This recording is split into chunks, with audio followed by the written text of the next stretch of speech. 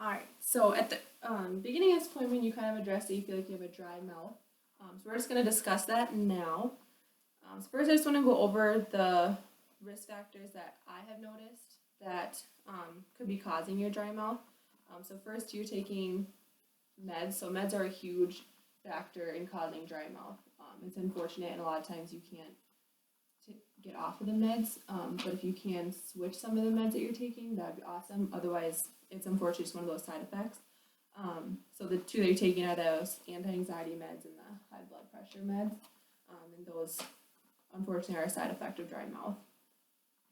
Another big one, you said that you have sleep apnea, so you're using that CPAP at night. And then you just kind of naturally breathe with your mouth open. So unfortunately, breathing with your mouth open is causing the saliva to kind of wear out faster, preventing it from replenishing, so that dry mouth again. Then also bleeding gums. So if your mouth is dry, it's not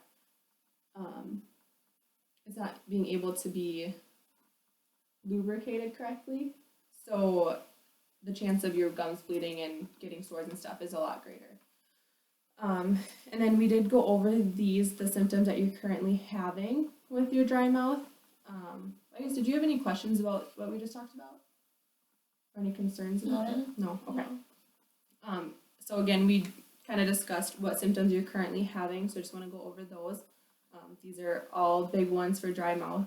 So you do wake up thirsty and you are diagnosed with diabetes. You wake up with a dry mouth. Your oral tissues, so the insides of your mouth, are dry. They feel sore. You have dry lips. You feel like you have bad breath and bad taste in your mouth even after you brush and floss. And then you're constantly sipping on beverages to kind of keep the mouth moist throughout the day. And you also feel like you have a dry throat when you're talking. Are those all still correct? Mm-hmm. Okay. So yeah, those are all unfortunately symptoms of dry mouth.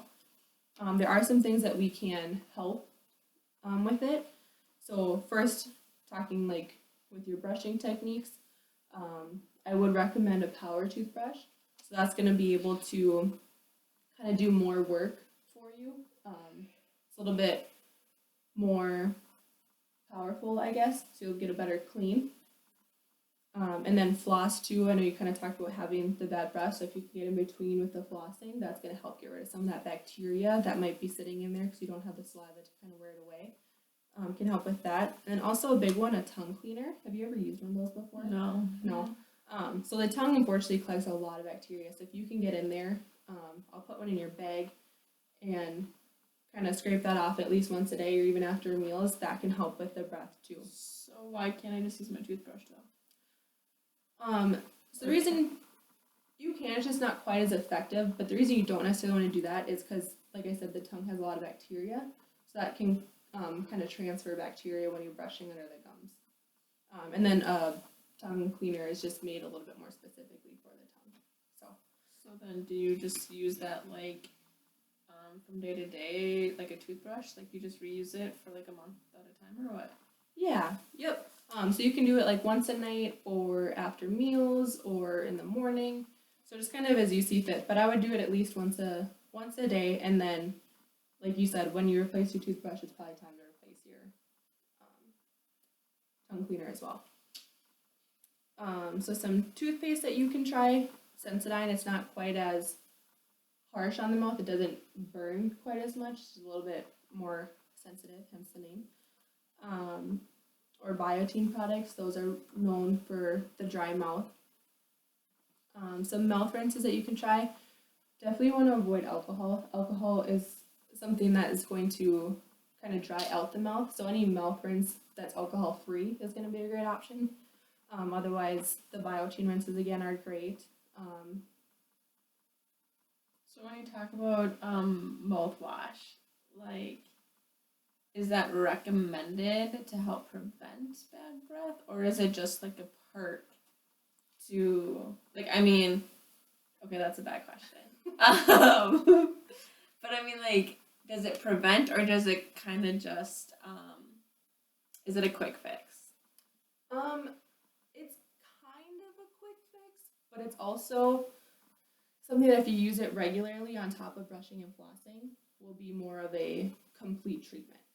So I'd say if you're just using mouth rinse, it's not really going to be as effective, but if you're using that as an add-on to brushing and flossing, I think that's going to be a more complex treatment and you're going to have a lot better results with it.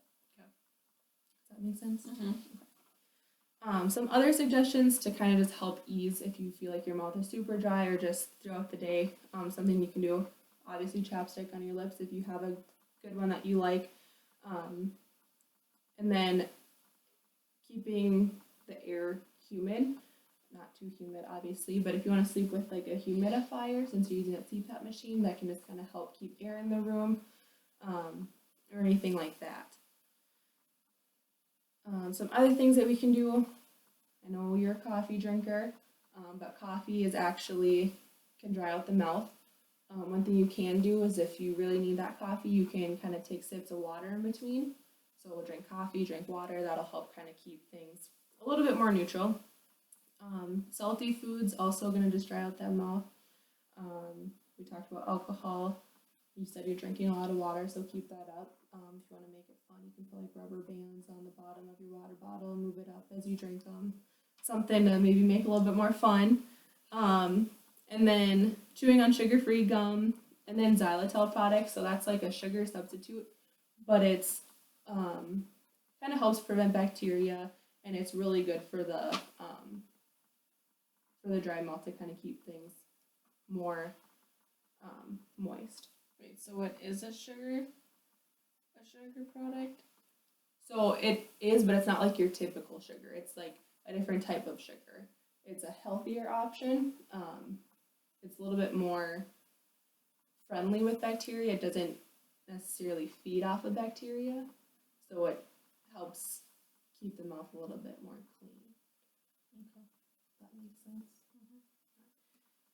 And here are some of those products that we were talking about, the Biotin that you can try, the sugar-free gum, and xylitol. So this isn't bad for you, this stuff? It's Biotin. I'm sorry. So yeah, you can use those and let me know at the next appointment if you like them. See how they work for you. Does that sound good? Yay! Yeah. All right, well, do you have any other questions for me?